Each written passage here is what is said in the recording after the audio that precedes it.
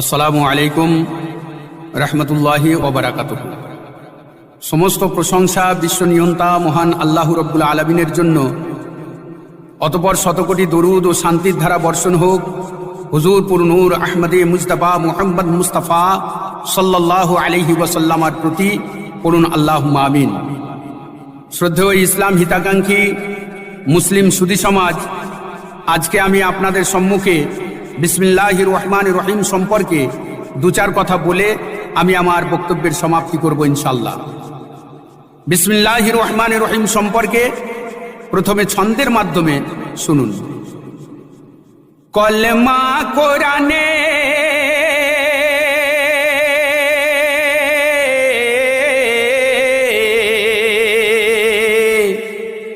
কলমা কোরআনে রেখে ঈমান পড়ো বিসমিল্লাহ, বিসমিল্লাহকে সাধিলে হওয়া যায় ওলি আল্লাহ, বিসমিল্লাহকে সাধিলে হওয়া যায় ওলি আল্লাহ। কলমা কোরআনে রেখে ঈমান পড়ো বিসমিল্লাহ, বিসমিল্লাহকে সাধিলে হওয়া যায় ওলি আল্লাহ।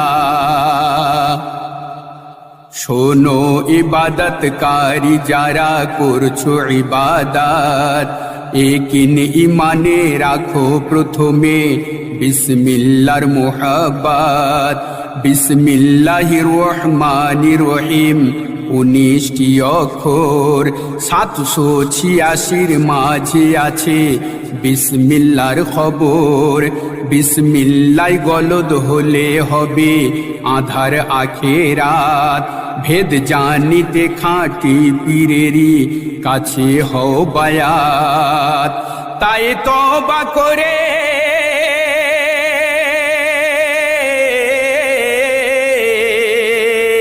তাই তওবা করে নাও না পড়ে বিসমিল্লাহর মালা।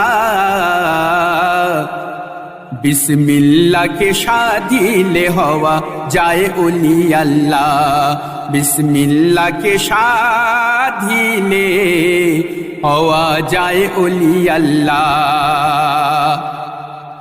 তাফসিরে কবিরে আছে, জনৈক ওলি বিসমিল্লাহির রহমানির রহিম লিখে তার কাফনে রাখার জন্য ওসিয়ত করেছিলেন।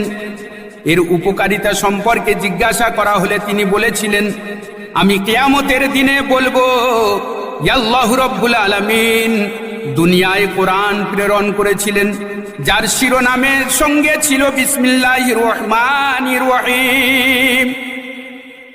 আমি আমার কাফনের সঙ্গে বিসমিল্লাহির রহমানির রহিম নিয়ে এসেছি, সুতরাং পবিত্র কোরআনের শিরোনামা অনুযায়ী আমার সঙ্গে ব্যবহার করুন।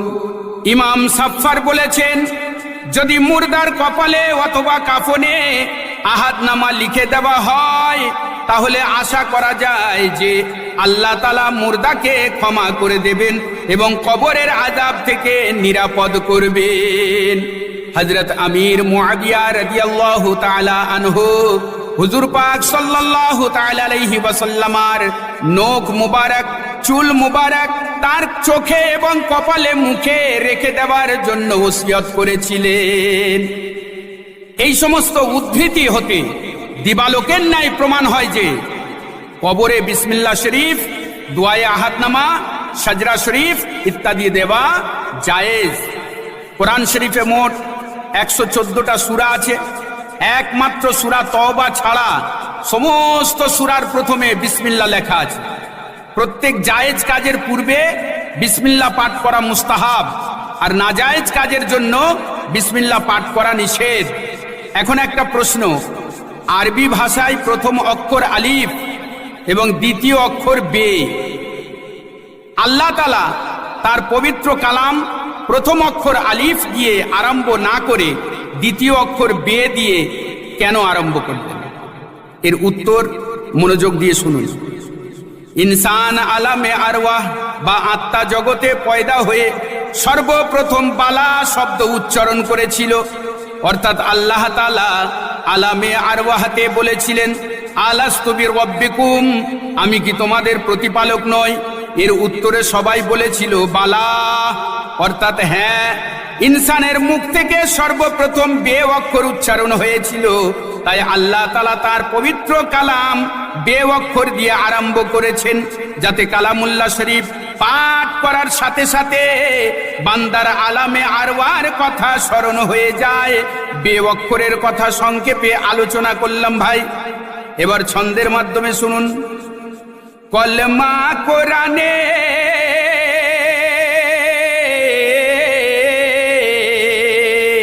কলমা কোরআনে রেখে ঈমান পড়ো বিসমিল্লাহ,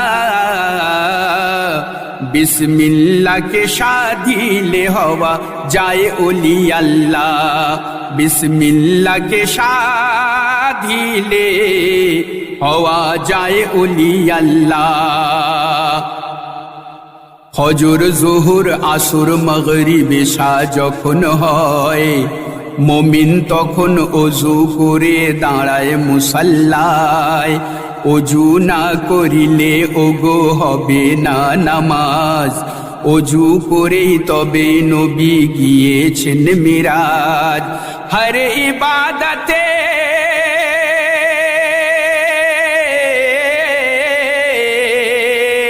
হর ইবাদতের শুরু জেনে নাও এই কালামুল্লাহ, বিসমিল্লাহকে সাধিলে হওয়া যায় ওলি আল্লাহ, বিসমিল্লাহকে সাধিলে হওয়া যায় ওলি আল্লাহ। কলমা কোরআনে রেখে ঈমান পড়ো বিসমিল্লাহ, বিসমিল্লাহকে সাধিলে হওয়া যায় ওলি আল্লাহ। মুমিন তোমার ওই যতটুকু আছে জিন্দেগি, বিসমিল্লাহর প্রেমে করতে থাকো খোদার বন্দেগি। মসজিদে বসে নামাজ শেষে করো মুনাজাত, বিসমিল্লাহর ওসিলাতে খোদা করে দাও নাজাত। বিসমিল্লাহ বলে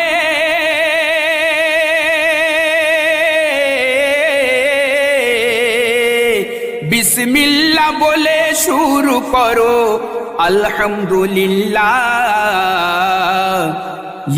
এ হালিম হয়ে যাও বিসমিল্লাহ ফানা ফিল্লাহ, এ হালিম হয়ে যাও বিসমিল্লাহ ফানা ফিল্লাহ, এ হালিম হয়ে যাও বিসমিল্লাহ ফানা ফিল্লাহ। কলমা কোরআনে রেখে ঈমান পড়ো বিসমিল্লাহ, বিসমিল্লাহকে সাধিলে হওয়া যায় ওলি আল্লাহ।